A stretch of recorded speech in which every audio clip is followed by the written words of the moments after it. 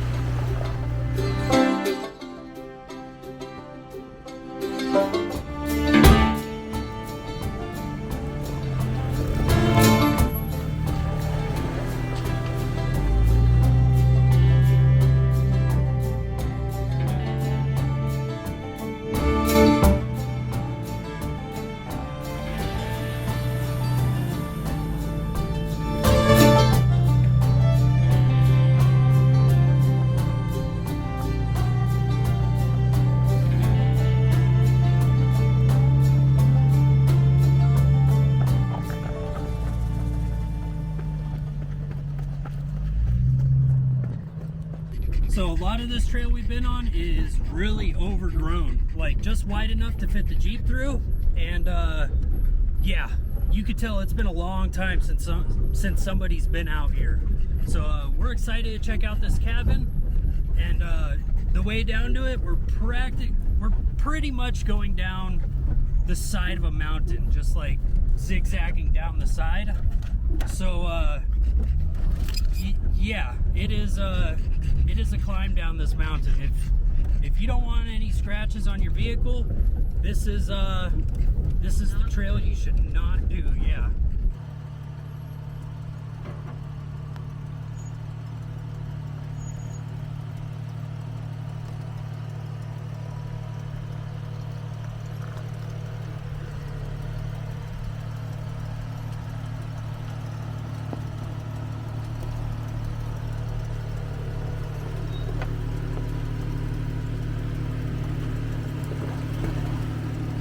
Damn, girl, you can wheel.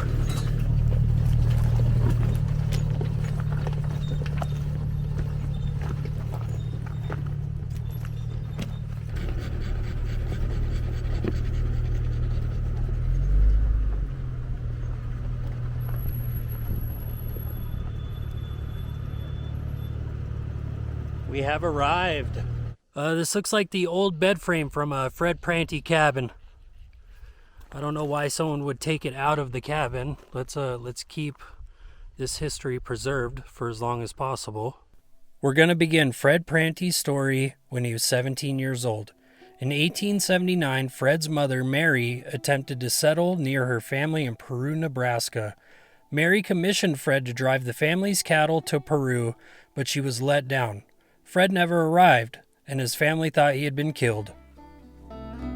Little did they know, he took off on his own and would become one of Arizona's early pioneers. His whereabouts were unknown for the next 12 years until he eventually showed up in the Superstition Mountains in Arizona. In 1890, Fred arrived in Arizona under the name Pranty. And in 1899, Fred discovered a copper and gold deposit along Gun Creek in the Sierra Ancha Range. 4 teams of men and supplies were sent to develop the site. Work quickly began to extract the minerals from the earth. During this time, a cabin was built and Fred called Gun Creek home. Fred Pranty lived in Gun Creek for 25 years and continued prospecting there. He would often go on prospecting trips and wouldn't return for weeks at a time. He would travel towards Payson in search of supplies, to trade furs, and to speak of his discoveries. On December 2nd, 1924, just a few weeks before his birthday, Fred dropped all but 2 of his burros off at the Wilbanks Ranch just a few miles east of his cabin. He told the Wilbanks family during dinner he was going to fatten them up while he was on a 10-day prospecting trip in the Sierra Ancha Mountains. This was the last time anyone ever saw Fred Pranty. After some time passed, they noticed Fred Pranty was missing when his 2 burros wandered to a nearby ranch. After discovering he was missing, all of his belongings were gathered up by the Justice of the Peace. His disappearance was talk of the area, and the search of his body continued on for years. Some speculated that he struck it rich and was killed. Eventually, the mining claim for Gun Creek expired and was up for grabs, and was bought by Dudge and Albert Greer. While prospecting, they would hunt for food, and while staring over a bluff, Dudge Greer spotted Fred's remains. Fred's skull had a bullet hole in it and a broken leg bone, suggesting that he took his own life to ease the agony of pain. Fred Pranty passed away at the age of 62 years old, and his revolver and mining pick was found nearby, which helped identify him. His bones were loaded in a burlap gunny sack and taken to the Justice of the Peace in Payson. There, they sat in a jail cell for 14 years. Fred wasn't put to rest until May 27, 1938.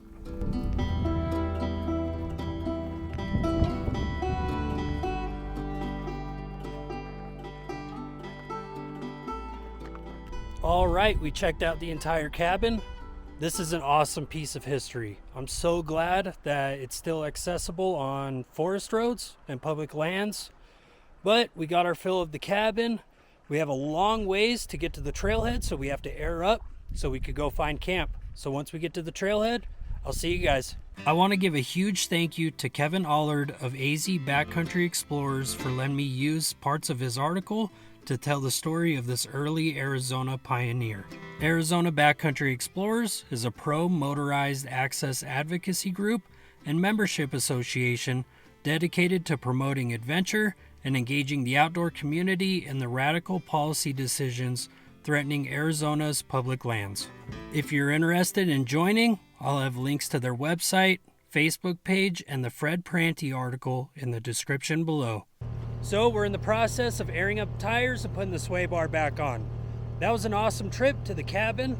Now we're gonna go find a camp spot, preferably by a cliff's edge so we can have an amazing view. We do have a place in mind, so once we get aired up, we'll head to that spot and I'll see you guys when we get there. Well, we have found an awesome camp spot.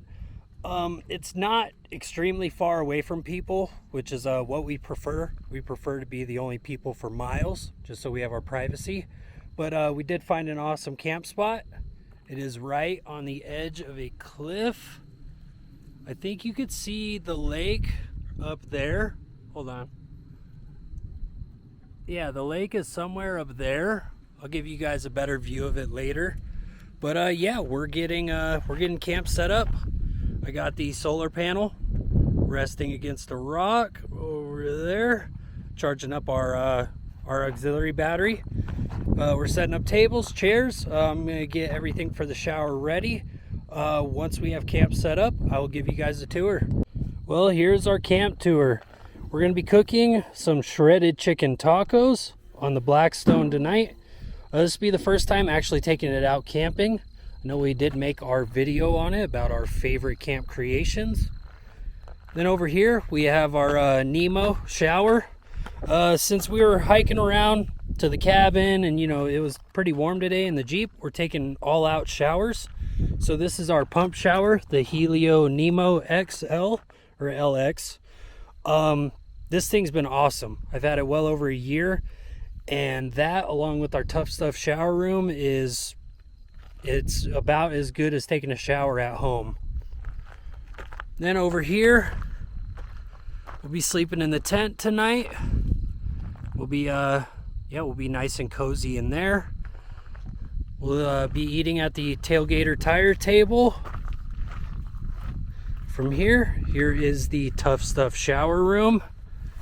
If you guys haven't got one of these for your overlanding gear, this thing is amazing.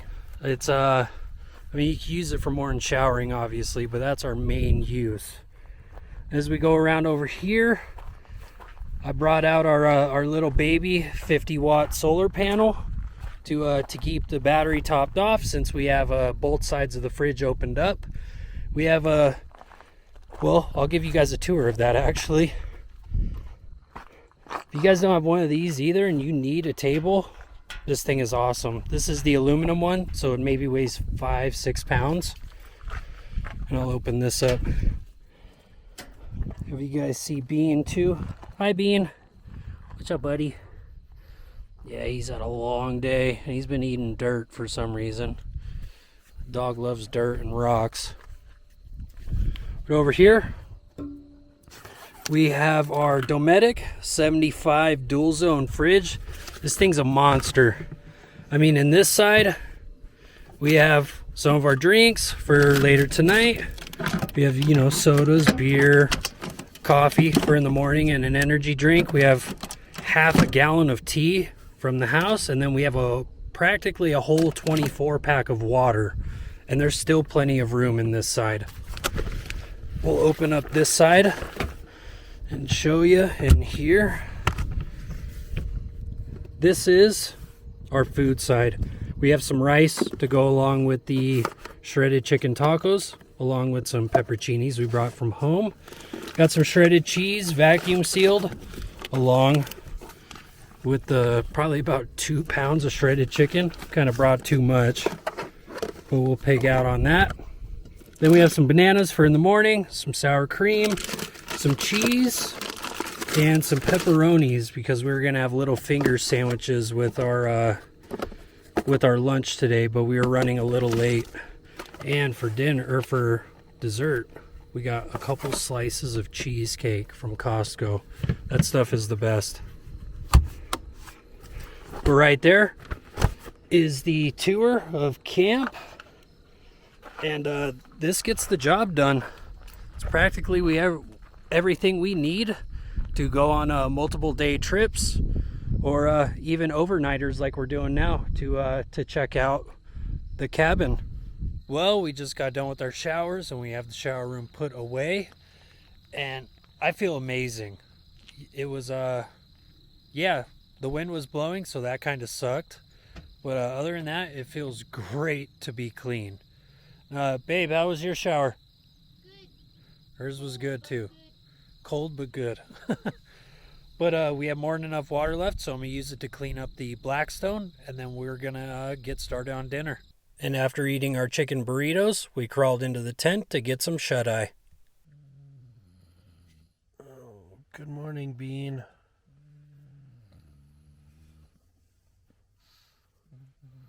What's out the window, huh? Is that our view? Huh?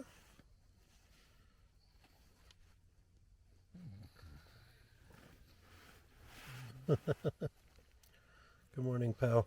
Well, here is our view.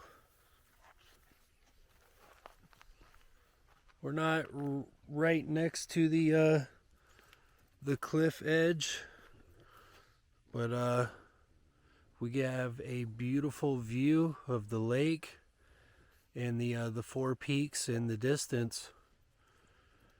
It is a beautiful morning. We're just gonna have an energy drink and a coffee, maybe some oatmeal, and then we're gonna pack up camp.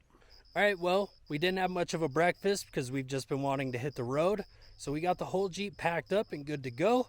Now we're gonna get out of camp and start heading home. If you've gotten this far in the video, I wanna thank you so much for watching. I really appreciate it. Please subscribe to the channel to see more of our trips and DIY videos to the Jeep. And comment down below if you think that cabin is awesome and if you would want to see us explore more cabins in the area. Have a good one, you guys.